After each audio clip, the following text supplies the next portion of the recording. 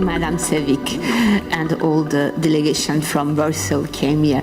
And right now we saw this morning the true spirit of the Silk Road. The trading, entrepreneurship, creativity, and working with communities. So yes, the Silk Road is still alive, as we can see. Now, another aspect of the Silk Road was dialogue among cultures, questions, and inquietations. So now is the time for those questions, for those inquietations. I have lots of time. I don't know if I'm allowed to ask questions, but during the presentations from yesterday and from today, many questions came to my mind, like animal rights, like fair trade, like child labor, the role of human, questions like that maybe we could address in this conference. But I'm sorry, I'm speaking English. So, time for questions, please be my guests.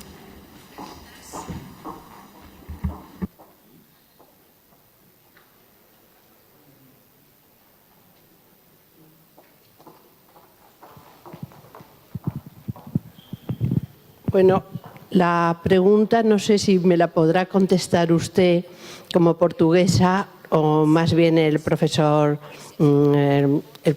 Frank. Quisiera saber si cuando se importa desde Portugal la seda china, los tejidos de seda, ¿hay un mercado especial para el gusto occidental o se compra lo que hay en el mercado chino?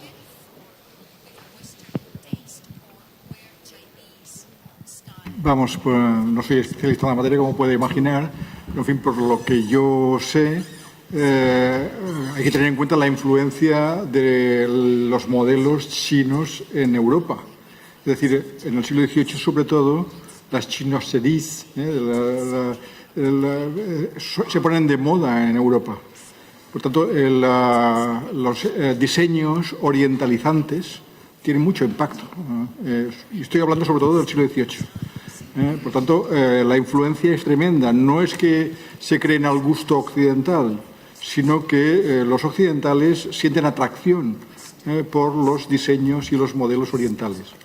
Bueno, pero por ejemplo, lo que viene de Goa tiene una mezcla de gustos.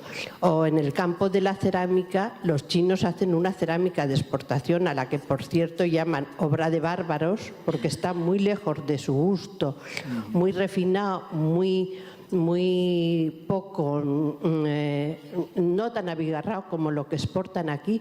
O sea que sí que hacen unas obras ex profeso para el mercado occidental.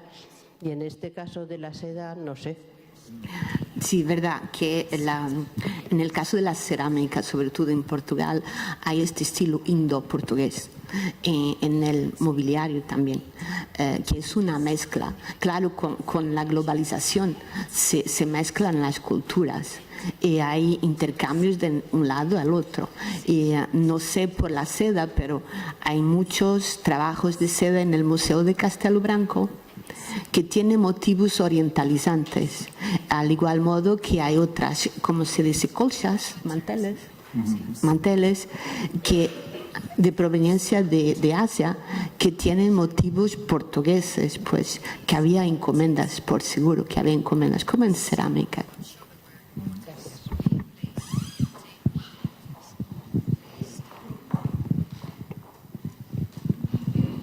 No, sí, yo quería hacer una pregunta en cuanto a lo que entenderíamos como el tejido productivo de la seda, no exclusivamente a los museos. Entonces, en este proyecto, o mejor dicho, en esta red de museos, ¿cómo podrían encajar los poquísimos talleres que todavía permanecen, incluso que ni siquiera están activos, pero conservan su pequeño patrimonio? O sea, desde luego son instalaciones mucho más modestas que todo lo que hemos visto aquí, por supuesto, y el patrimonio que tienen también son muchísimo más modestas.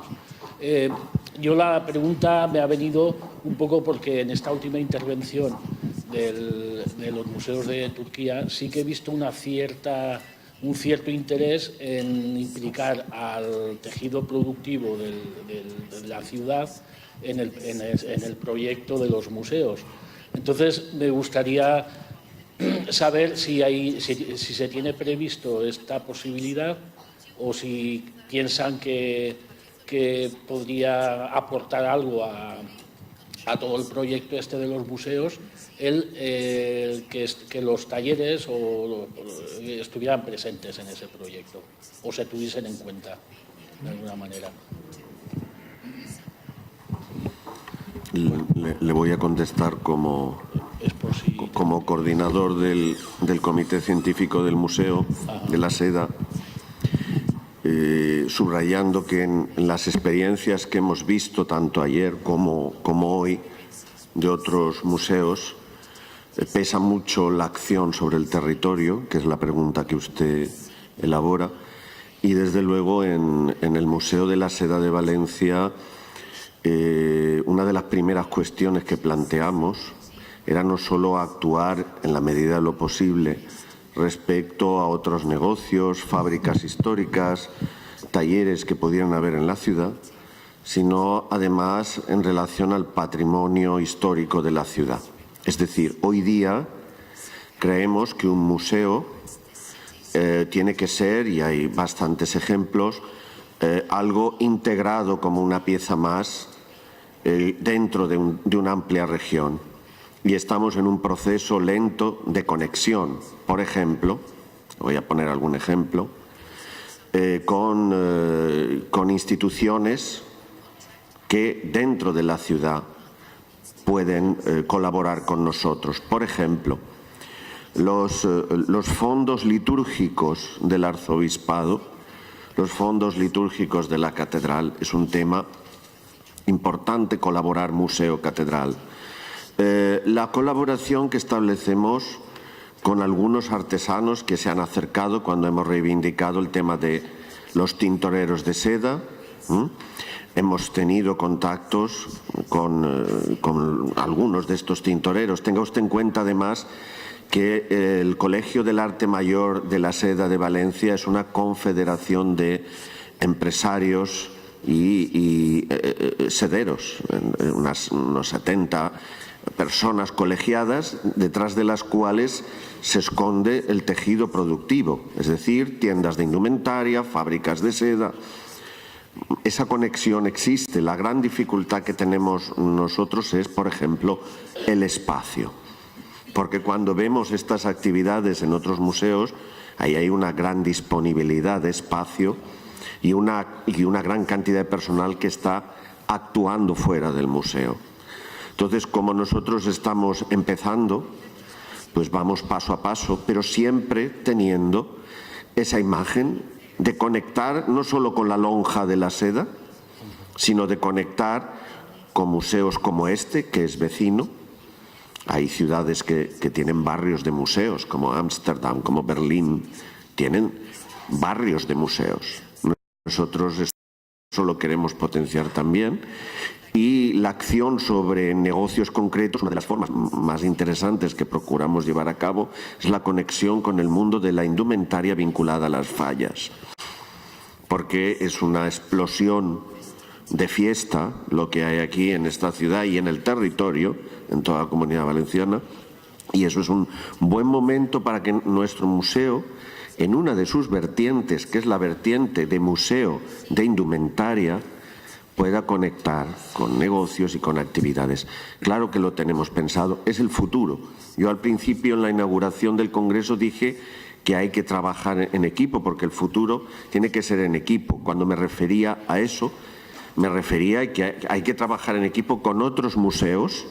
Aquí lo hemos visto en la intervención de Bursa, como hay una red de museos, pero una red de museos que no es un sistema valenciano de museos solo, de museos públicos.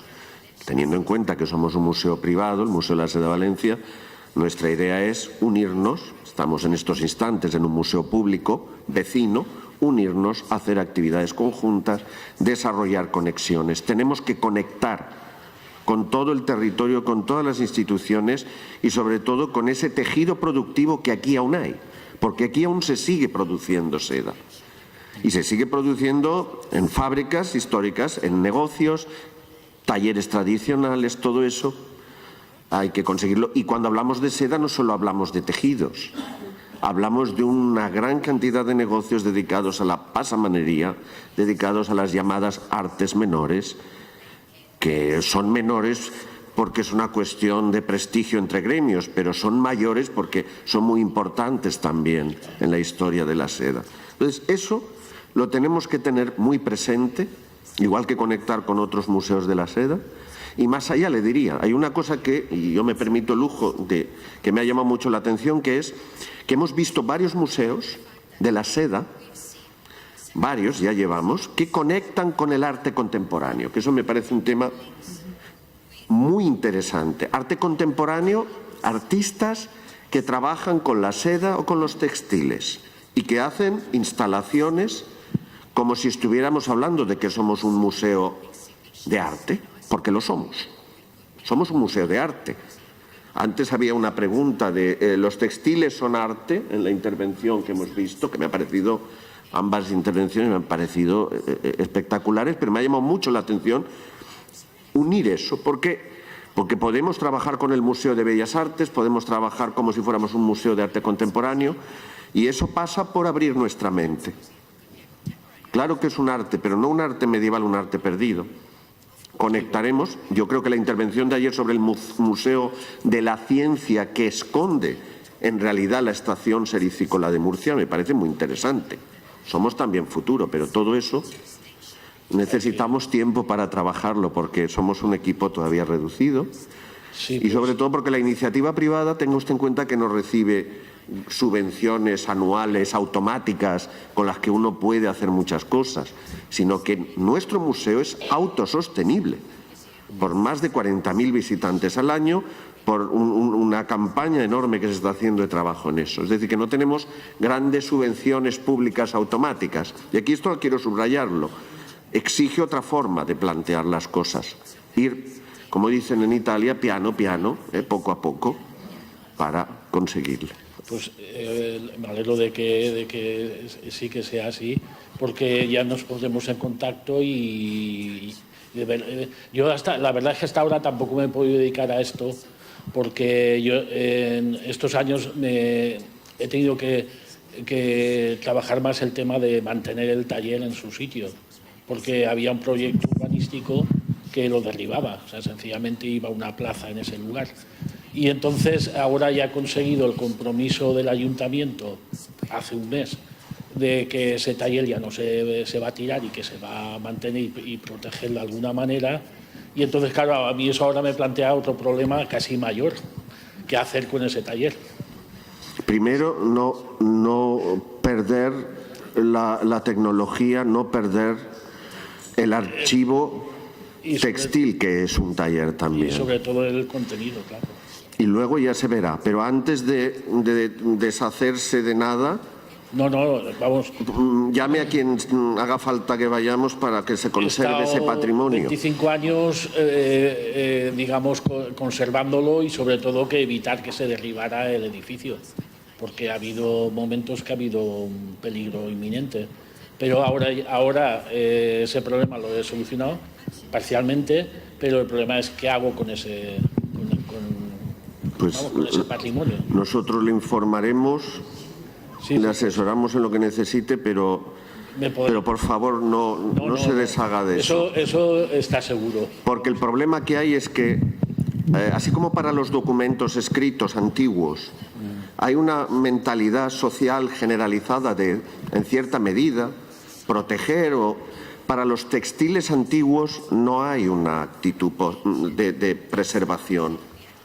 No la hay. Por sistema se piensa que, bueno, eso vamos a tirarlo y eso hay que trabajarlo. Lamentablemente de ese aspecto hay poca cosa, por ese motivo, por la mentalidad. Se han perdido muchas cosas porque no ha habido un espíritu de conservación del patrimonio textil. Por eso y menos de la tecnología, de la tecnología antigua textil, menos. Pues ya me pondré en contacto. Muy bien. Muchas gracias.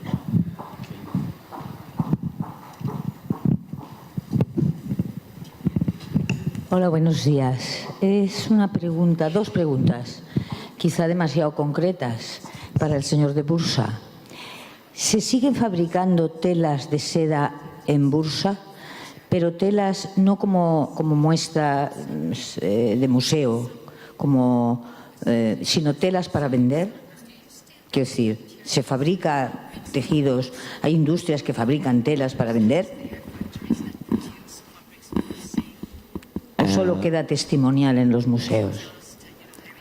Understood, yeah, but yes, we are still, as also we, okay. Our museum belongs to Metropolitan Municipality, so by the hand of the Metropolitan Municipality, we opened the factory, and we are still manufacturing silk in that factory as well. And I also mentioned in my presentation, it has about 400 kilograms per month. And if you ask about the industry, and I will just ask for my colleagues about that. Bursa'da endüstriyel olarak ipek üretimi yapan fabrika var mı şu anda? Kaldı mı? Var mı? Yani eski orana göre düşük ama şu anda. Yes, she said that, yes, there is some other factories, private companies as well, and they are, of course, it's not the same as amount as the 15 years ago or the 100 years ago, but they are still trying to struggle to manufacture with more modern version of it. Yo he escuchado el dato de los 400 kilos, pero no 400 kilos se puede fabricar. Per month. Se puede Yes. fabricar mucha tela, pero no sabía si en alfombras, si en tapices, si en textiles. Por eso he preguntado. Y mi segunda pregunta es: Yeah. ¿hilo, hilatura de seda, venden ustedes? ¿Producen y venden hilatura o solo producen en plan testimonial para el consumo del museo? Yeah. No, we don't sell the yarn. We use the yarns to manufacture fabrics, not sell directly yarns. We are selling carpets. We are trying to export it to the United States as well. And with the fabrics that we produced, we are using them this kind of gifts to some important people. Our major gives to them, and also we have some scarves and this kind of flowers. And we have also tried. We have a small shop. We are trying to sell them, and also we have an e-trade. Try to more focusing on to improve the salaries there.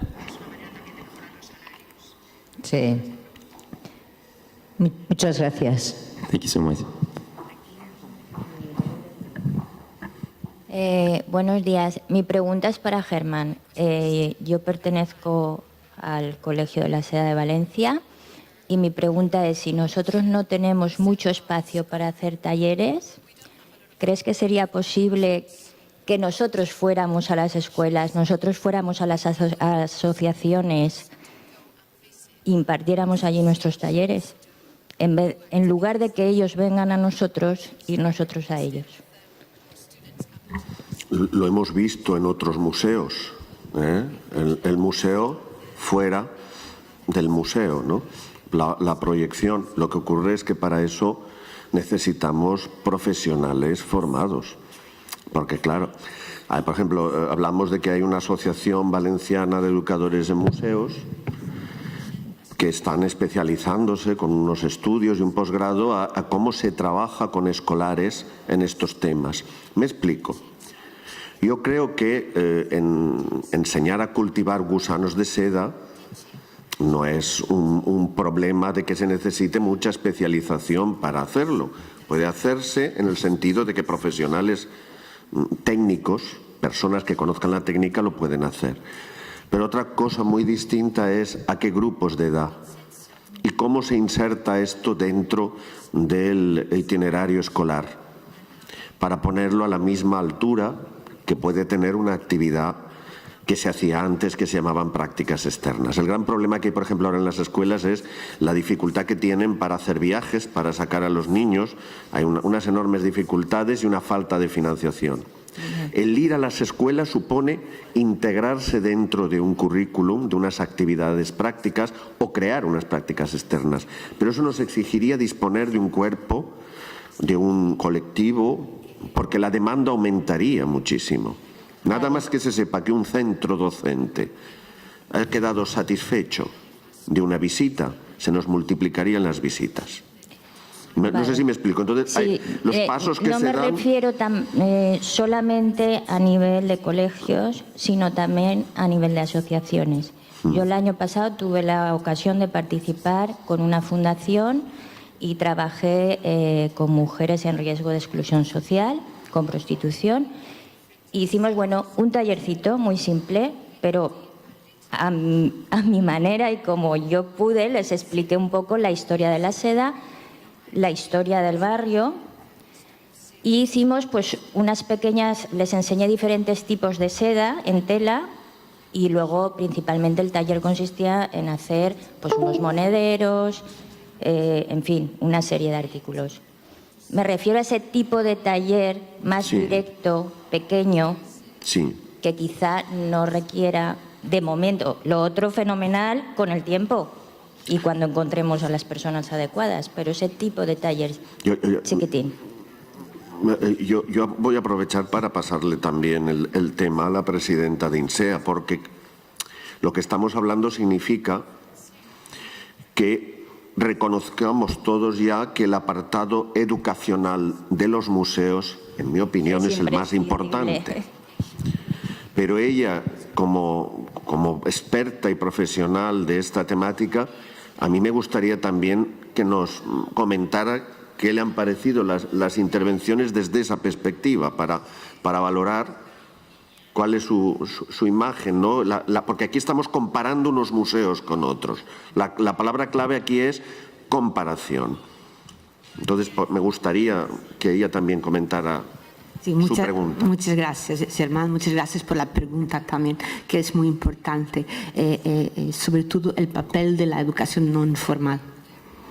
También en la educación formal y cómo podremos traer este conocimiento que viene de la comunidad, de los museos, a los centros educativos y en otros entornos como en la educación no formal, con centros de mayores, por ejemplo, asociaciones, gente de poblaciones vulnerables.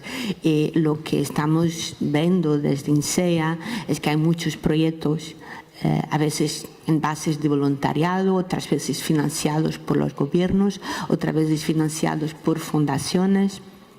Y cada vez más vemos que hay educadores y artistas y educadores que están trabajando en este sentido, en talleres, workshops para centros no formales de educación, y lo vemos con cada vez más fuerza, sobre todo con poblaciones muy vulnerables. Es que yo soy psicóloga, entonces pienso que es muy importante también llevar estos temas a este tipo de población que no tienen un acceso a la educación formal, pero... Sí, y creo que el colega de Bursa había también mencionado que en un taller con ciganos, también pues cada vez más se intenta involucrar a este tipo de poblaciones que normalmente están marginalizadas. El arte es un medio fantástico, ¿no? Bueno, pues desde aquí propongo un reto a mi museo.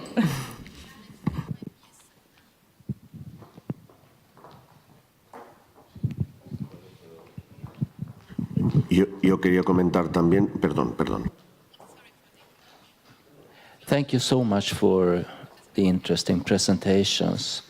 A combination of an overview of the late medieval and early modern status in in Portugal and Spain, and these interesting case studies.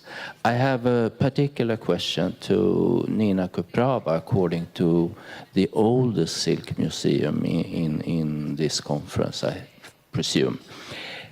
Can you tell us a bit more about the archival situation? You must have enormous amounts of data and artifacts, and I wonder if you plan in the future to digitize some material to make it available in the long run for an international audience. I learned 10 years ago when I was at Economic History in Uppsala, and we got funded to digitize the Institute of Bankruptcy in the city of Stockholm in an international comparative model.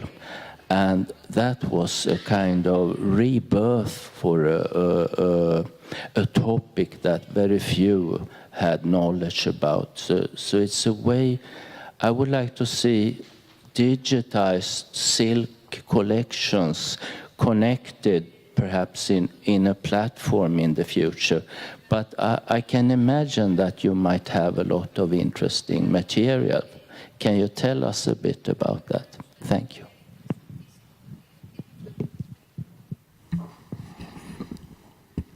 Thank you for this question, because it was really hard for me to preparing these materials for about our talk in main lecture, so I couldn't make some focus on that about digitalization of our materials, about silk, about books and all archives we have.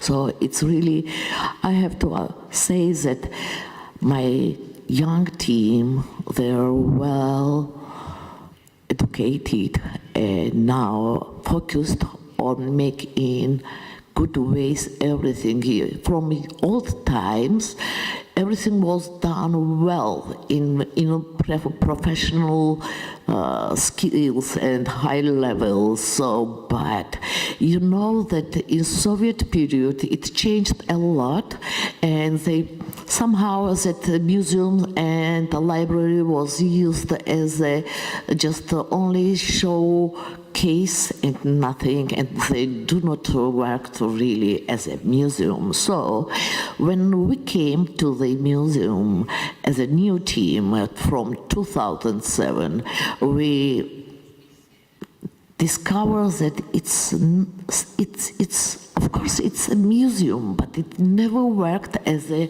with foundation, but they cared a lot for all objects. That's why we have preserved so many things.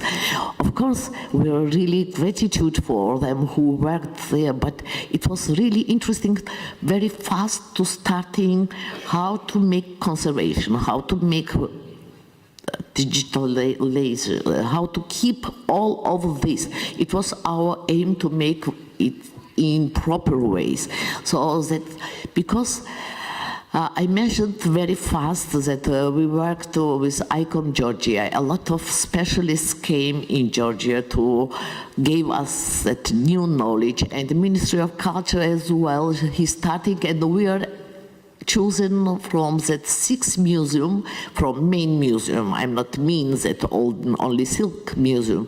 And we were chosen one of the very active and proactive museums, so they gave us that possibility to start with digitalizing all things, and it goes second year, and we did a lot. So more than half materials now it's digitalized, and we have nice library. And I'd like to say that in next year, in 2019 and 20, we will be participate in the Creative Europe project. It's somehow, it's really, I'm so proud that we took place for that big competition and became part of this with Czech, with Polish, and with Spain, countries. So, and name, I like very much that name. It's new dictionary of old ideas. It's so great, and I think it's answer for your questions that we're ready for researches. And I like, by myself, I like very much artistic research because it consists some real and philosophic things together. So I love them. So that's why all artists feel so comfortable in our museum, and every spaces are open for them. So everyone allowed to work with them. So it's really great when you have that atmosphere in your museum and you feel that. And for now, I'm so proud that I'm here and sharing with you. Thank you for that question. Thank you.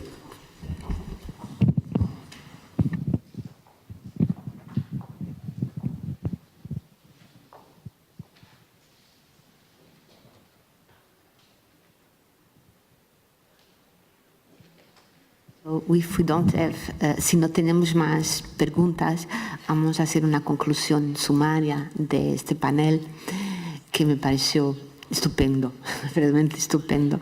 Desde el aporte de Nino, de Tbilisi, el arte contemporáneo en los museos, el trabajo que hacen con la comunidad, el trabajo de archivo también, además de la historia de la estación silícola de Tbilisi, y después también con el aporte de Bursa, de los museos de la ciudad de Bursa, y cómo trabajan también con las comunidades, reinvigorando el arte, la técnica de la seda con la comunidad, promoviendo así una tecnología que me parece que es un modelo muy interesante hasta para otros países, como por ejemplo se habló de cómo las conexiones.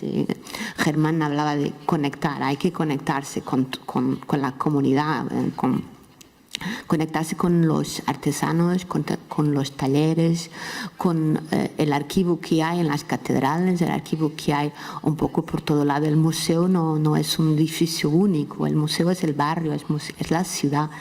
Entonces me pareció que también con la historia, la historia de la seda en Portugal y en España, pues me pareció un panel que nos ha traído mucha cosa para pensar. Como los ingleses dicen, pues food for thought. Pues vamos a pensarlo, porque hay muchas preguntas en el aire y creo que tenemos aquí ejemplos increíbles mismo. Pues muchas gracias a todos los ponentes, a Ricardo, a Germán, a Nino, a Nassim y a todo lo que está por detrás de ellos, a toda la gente que hizo esto posible. Muchas gracias por todo.